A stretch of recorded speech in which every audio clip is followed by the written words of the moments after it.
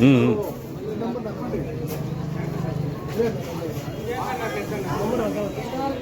రైటర్లే వచ్చినారు, ఇంకా వీలైతే డాక్యుమెంట్ పిల్లలు కూడా బయటకు వస్తారని చెప్పండి. ఆ విధంగా ఉచితం చేస్తాము అని చెప్పి. వర్ధిల్లాలి వర్ధిల్లాలి ఐక్యత,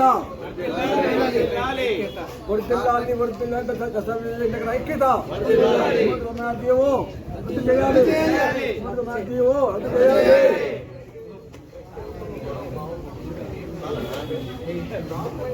రెడ్ అన్న కాల్ తీసేయి.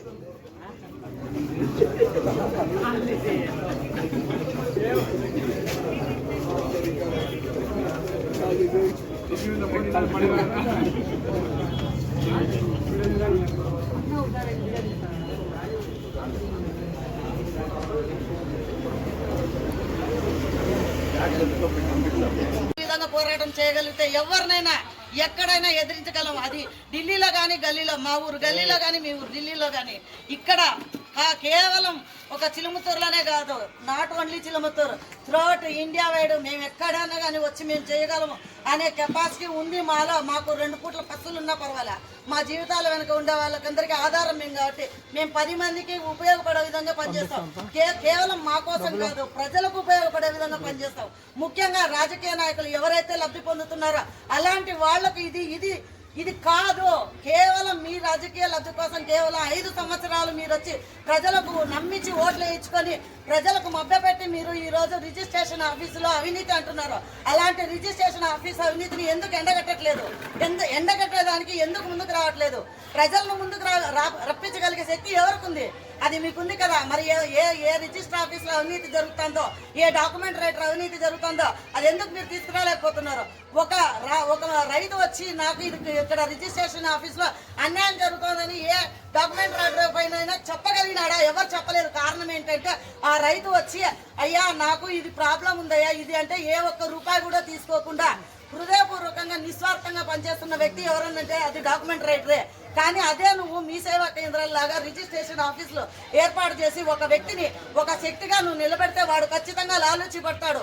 వాడు లాలూచి పడమే కాకుండా మండల ఆఫీసుల్లో రిజిస్టర్ ఆఫీస్కి రావాలంటే ఎవరెవరు కాళ్ళు పట్టుకోవాలో, ఎంత డబ్బు ఇవ్వాలో, ఎంత అన్యాయం చేయాలో ఈ రోజు కేవలం ఒక డాక్యుమెంట్ రైటర్ని అవినీతి పరులుగా చూపించి వాళ్ళని అన్యాయం చేస్తే, ముఖ్యంగా ఇలాంటి దోపిడీలకు పాల్పడడానికే ఈ రోజు నువ్వు కేవలం దస్తావేజులనే టార్గెట్ చేస్తున్నావు. కానీ దస్తావేజులు వెనకాల ఫ్యామిలీల గురించి నువ్వు మాట్లాడట్లేదు. సరే, నిరుద్యోగము అనేది నువ్వు రూపమాపుతానని ఇంతమందికి ఉద్యోగాన్ని కల్పించుకోకుండా, ఉద్యోగంలో నువ్వు కల్పించుకోకుండా వాళ్ళు కల్పించుకొని వాళ్ళు చేయగలిగే శక్తి తెచ్చుకున్నప్పుడు నువ్వు తీసేసే శక్తి నీకెందుకుంది? నీకెలా ఉంది? ఇలా ప్రశ్నించగలిగిన వాడికి నోరు మూపిస్తానని భయపెట్టే శక్తి నీకు ఎటువంటి పరిస్థితులు లేదు. ఈ రోజు నేను ఒక్కదాన్నే ముందుకు వస్తాం. మేము ఒక్కరు కాదు, 100 కాదు, 1000 మంది ఎక్కడికైనా వస్తాం, ఏమైనా చేస్తాం, మేము పోరాటం చేస్తాం. కానీ ఎక్కడ ప్రభుత్వ ఆస్తులను కొల్లగొడతామని కానీ, ప్రభుత్వాన్ని మేము దెబ్బతీస్తామని కానీ కాదు చెప్పడం. మేము కేవలం మా కోసం కాదు, ప్రజల కోసం పనిచేస్తూ అందులో మేము తన్ను మాలిన ధర్మం పనికి రాదంటాడు. ఎప్పుడు కానీ మనం బాగుంటూ ఇతరులు బాగుండాలనుకోవాలి. నువ్వే పస్తుండి ఇతరులు పస్తు పెట్టాల్సిన అవసరం. కాబట్టి ఏ డాక్యుమెంట్ అయితే ఉపయోగపడుతున్నాడో అదే విధంగా మొత్తం వ్యవస్థని ఈ రోజు డాక్యుమెంట్ రైటర్లు మాత్రమే కాదు, వ్యవస్థను మార్చడానికి, వ్యవస్థకు ఉపయోగపడడానికి, ప్రభుత్వానికి ప్రజలకు వారధిగా ఉన్నటువంటి వాడే డాక్యుమెంట్ రైటర్. అంటే document writer is not a joker. Document writer is not a foolish man. Is the one of the soldier. Document writer కి రిజిస్టర్ ఆఫీస్ కి వన్ ఆఫ్ ద